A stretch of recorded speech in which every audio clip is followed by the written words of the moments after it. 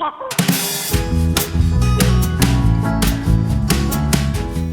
5G the Antichrist, or does it cause coronavirus? You have probably heard so many scary things about 5G. Now let's get the facts. I am Fumi Amunega Ajayi. I am a property doctor. I'm here to give you tips on how to acquire buildings, maintain buildings, manage building, and help you save money and earn more money. I'm a building consultant and have a PhD in forensic accounting. Today we'll be talking about 5G, safety, and our buildings. The 5G technology is a new wave with enormous benefits for the future. These benefits will come with a lot of changes, and Property Doctor is interested in how these changes will affect property owners and property users. If the 5G network is safe, what does it mean for our buildings? What is 5G? 5G is the 5th generation mobile network. It's a new global wireless standard. We had 1G, 2G, 3G, and 4G networks. 5G enables a new kind of network that is designed to connect virtually everyone and everything together, including machines, objects, and devices. 5th generation, the G there you see after the 5 stands for generation of wireless technology. There was 1G, which is the old analog system. You remember the phone we used to dial like that?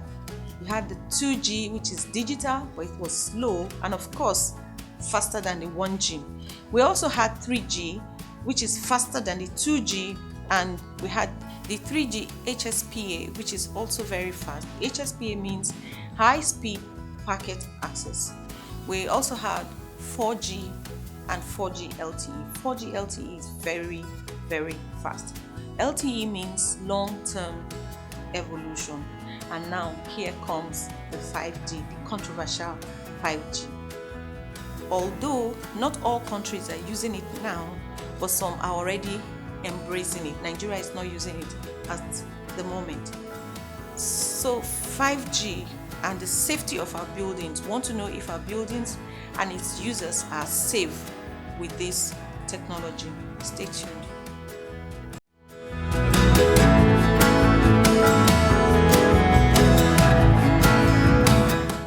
From the research of different scientists, we will look out for the things that people are worried about that makes them burn the 5G mast and try to bridge the gap on information the layman needs to know about 5G.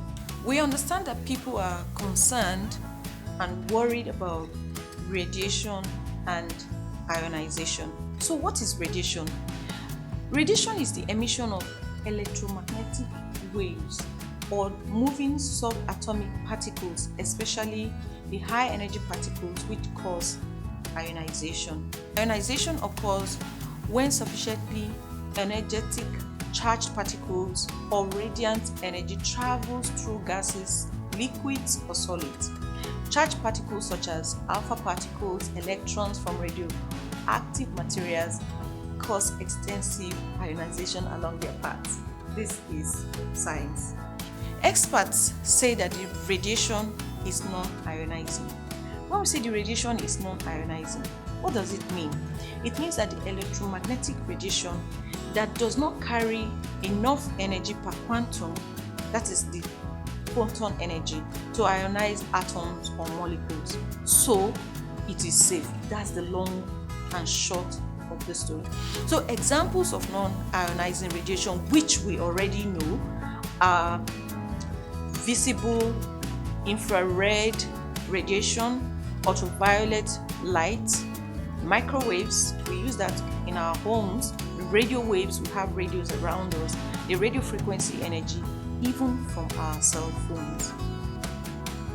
Let's watch this video together where the experiment was carried out by Dr. Richard Findlay, who is an electromagnetic field safety specialist. First, we're going to put the probe right up on the middle of the transmitter. Yes, okay, that's right. Let's go for it.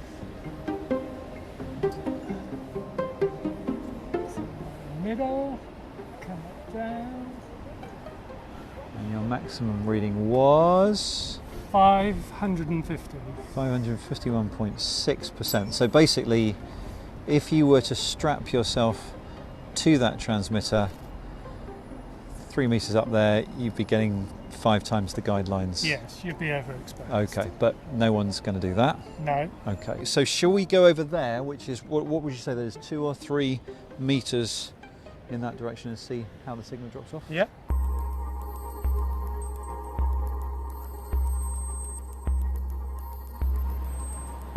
There you go.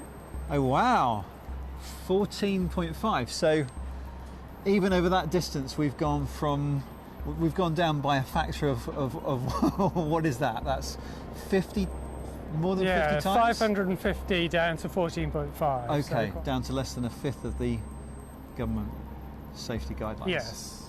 Cancer researcher and physicist of Dublin City University, Dr. David Robert Grimes, also explains the reading from the video. So we've seen there that the power drops off really, really quickly as you move away from the transmitter.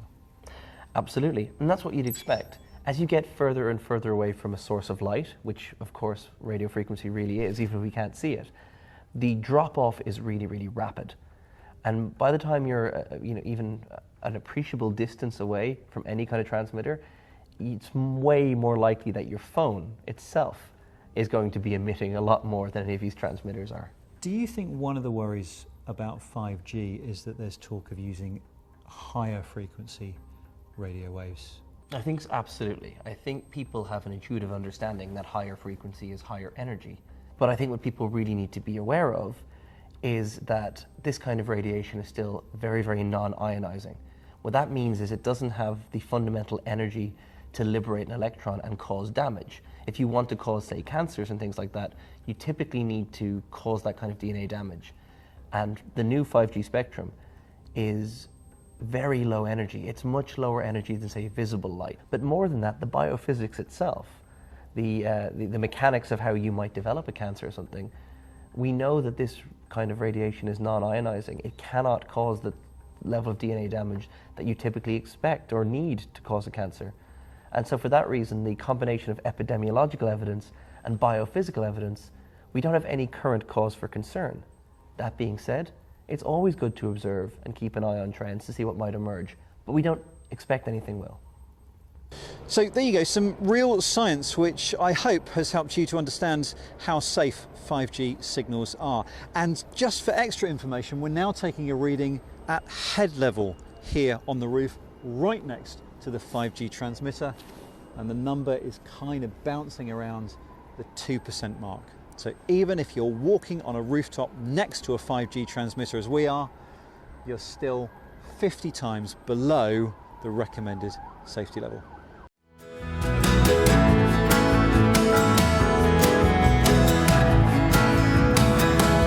Sometimes masts are placed on tall buildings or even on the ground with appreciable distance to buildings to ensure safety. Benefits of 5G. Beyond faster communication that we are going to experience with 5G, we're going to have fast-track internet connectivity to help technology advancement like robotics. You have self-driving cars, trains. You see there's a lot with 5G. We have drones working better. We have virtual realities, remote surgeries, and several other things will be taking place with the help of 5G. Holographic representation can help in a site office of a construction company. For example, if there's a problem in understanding what is to be done in a design, the person who did the design can be called using holographic representation to come and explain what should be done to correct or to avoid any problem. Also, with the Internet of Things, objects of buildings can be communicated to through 5G technology, and it can respond to the homeowner or the home user. For example, a door receiving or giving information to the homeowner or the home user, telling him whatever information the homeowner or home user is expecting it to give. Every technology is man-made. It can be useful, and if not used properly, it can cause a problem. Therefore, this 5G technology should be used as directed or instructed to avoid any problem. These are the things that we'll be seeing with 5G. But now let's look at 5G and safety. Scientific consensus by experts have said that the electromagnetic radiation by 5G is safe for humans and will not trigger illnesses. In the layman's word, the radiation level of a 5G transmitter has low energy and therefore cannot cause harm to the body. 5G and our buildings. The 5G network will bring changes to construction of buildings, management of buildings, maintenance of buildings in a number of ways. Let's take a look at one or two. Buildings in the 5G era will become smarter. That means structural adjustment will be made to accommodate wireless signals. There will be high investment on the construction of 5G infrastructure. The circulation of signals through high buildings may be a challenge, especially for story buildings. Embracing new building materials that have less negative effect on signal penetration, like modern materials. Services from public infrastructure like traffic lights, like public drain, like water system, like sewer system will also be enhanced such that if there's a fault anywhere, the information will be received on time and repairs will be carried out.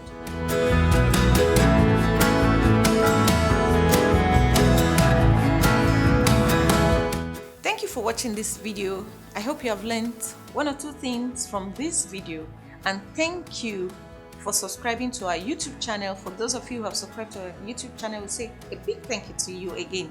And if you have not done so, please do so on the link below and click the bell, the alarm bell by the side, to notify you whenever our new episode comes up. You can also follow us on Instagram and Facebook at Property Doctor NG and on Twitter at Property Doc NG. Bye.